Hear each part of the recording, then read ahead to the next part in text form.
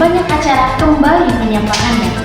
Saya Raini Precious yang akan menemani Anda selama 10 menit ke depan untuk membahas berita aktual dan terpercaya.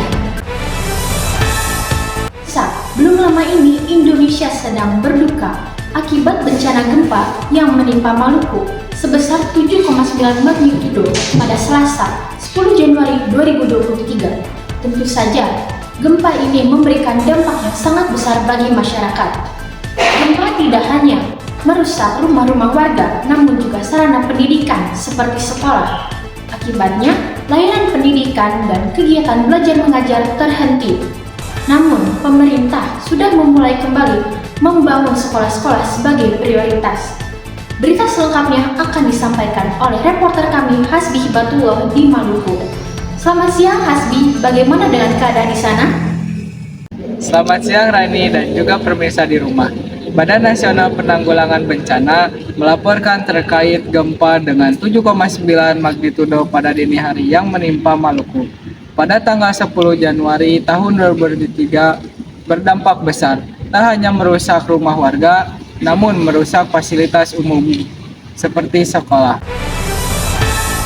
Kali ini saya berada di salah satu sekolah yaitu Semana Maluku yang berada di Kepulauan Tanimbar, Maluku yang telah dibangun kembali. Pembangunan ini sudah dimulai 1 minggu yang lalu. Di belakang saya sudah ada pembangunan yang sudah cukup signifikan.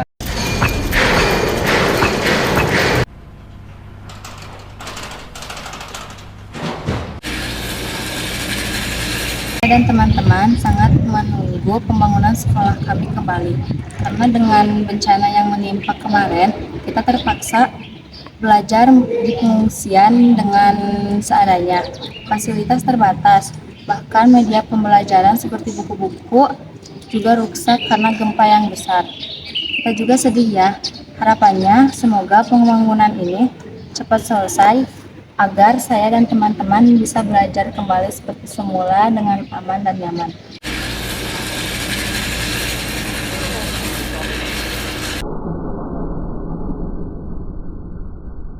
Baik pemirsa, di sini para siswa Semana Maluku masih bersemangat belajar, walaupun dengan kondisi yang terbatas.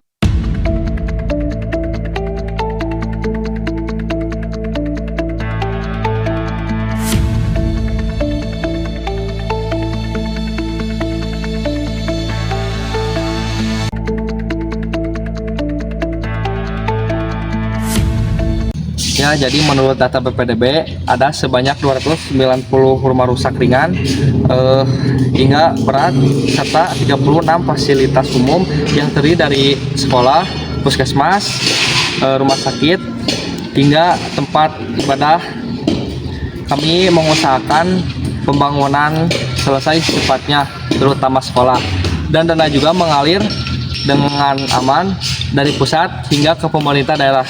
Sudah ya, saya sibuk, jangan terlalu dekat. Pak, tunggu Pak. Ya, tadi pagi saya bertemu dengan Bupati Maluku, Ardiansyah, yang melakukan kunjungan pada korban bencana gempa bumi. Namun beliau di sana tidak cukup lama. Sementara itu, BPBD baru saja memberikan tempat tenda dan tempat pengungsian. Sementara untuk obat-obatan dan makan-makanan sampai sekarang belum ada. Hanya saja masyarakat berinisiatif untuk membantu para korban. Demikian rekan Raini yang bisa saya informasikan sementara dari Maluku. Baik, terima kasih Hasbi atas siaran langsung dari Maluku terkait dengan dampak gempa yang terjadi.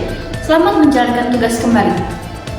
Pemirsa, kabar lainnya, seorang warga di Tanimbar, Maluku diduga luka ringan karena tenggelam, namun mengalami trauma mendalam akibat gempa. Pria bernama Ardi ini diduga tenggelam saat sedang menyelam mencari ikan. Sejumlah saksi mengatakan bahwa mereka sempat mendengar teriakan korban, namun korban tidak sempat diselamatkan karena dengan dahsyatnya gempa yang terjadi.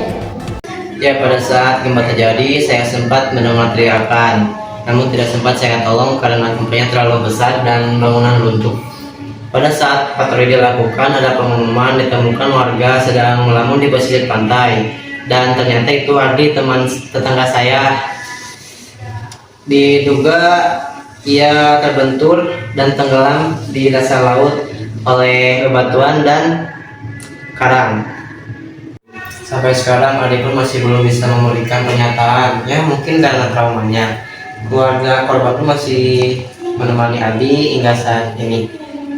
Lalu ya korban masih bisa diselamatkan.